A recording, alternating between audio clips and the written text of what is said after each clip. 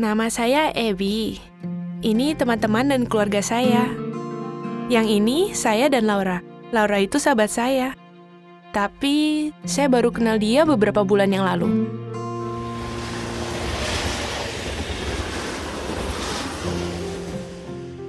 Jadi ceritanya saya tersesat waktu mau pulang naik kereta.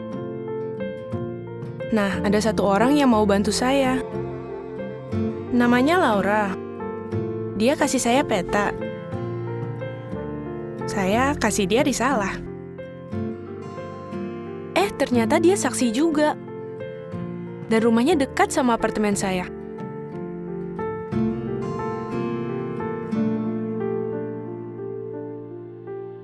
Tapi saya jadi pikir, kenapa saya nggak pernah lihat dia ya di sidang?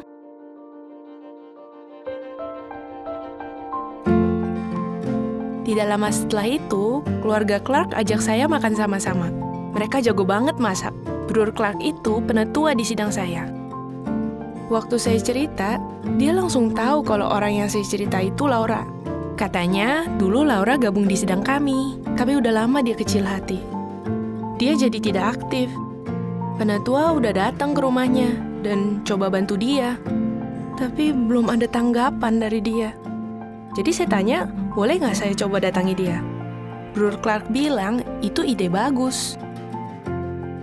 Saya yakin bisa bantu Laura. Pasti kami bisa langsung akrab. Tapi nyatanya enggak.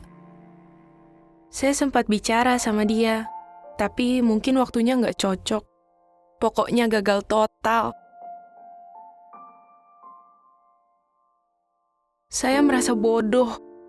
Saya pikir, buat apa saya ikut campur? Saya nggak tahu apa-apa soal bantu orang.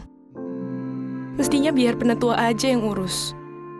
Kalau mereka aja nggak bisa bantu, saya bisa apa?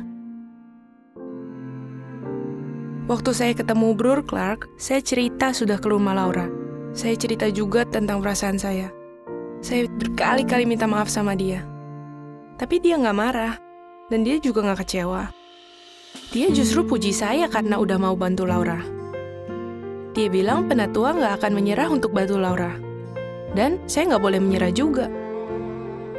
Terus dia kasih lihat saya perumpamaan Yesus di Lukas 15 ayat 8.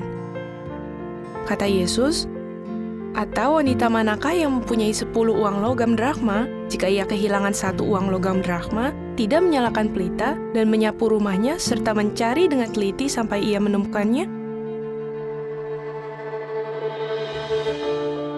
Brur Clark bilang, saya pasti bisa bantu rekan seiman saya yang lemah. Tapi, saya harus tekun dan terus cari cara untuk bantu dia. Saya jadi sadar kalau Laura itu bukan cuma uang logam atau barang yang berharga.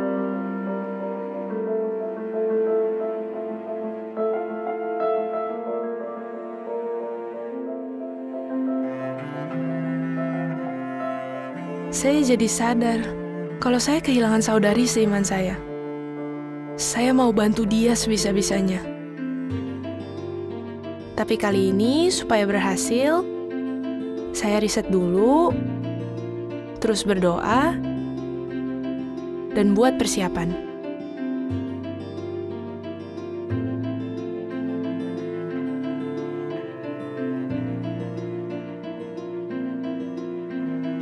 Saya datang lagi untuk minta maaf soal kedatangan saya yang lalu.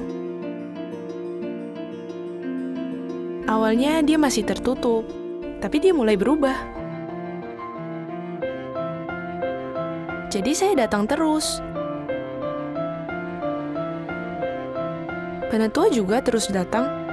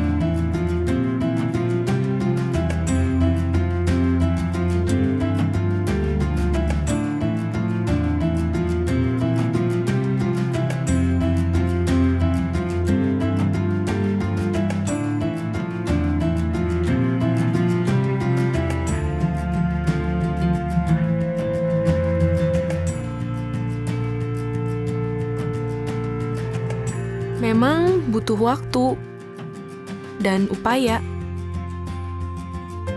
Tapi makin lama kami makin akrab.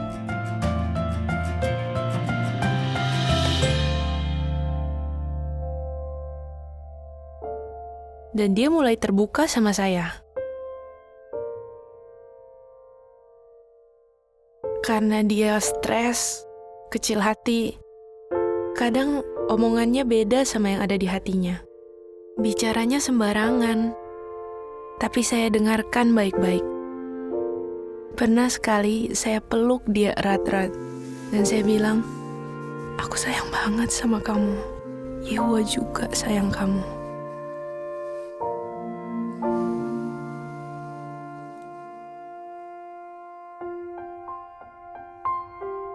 Akhirnya, saya dapat pelajaran yang berharga.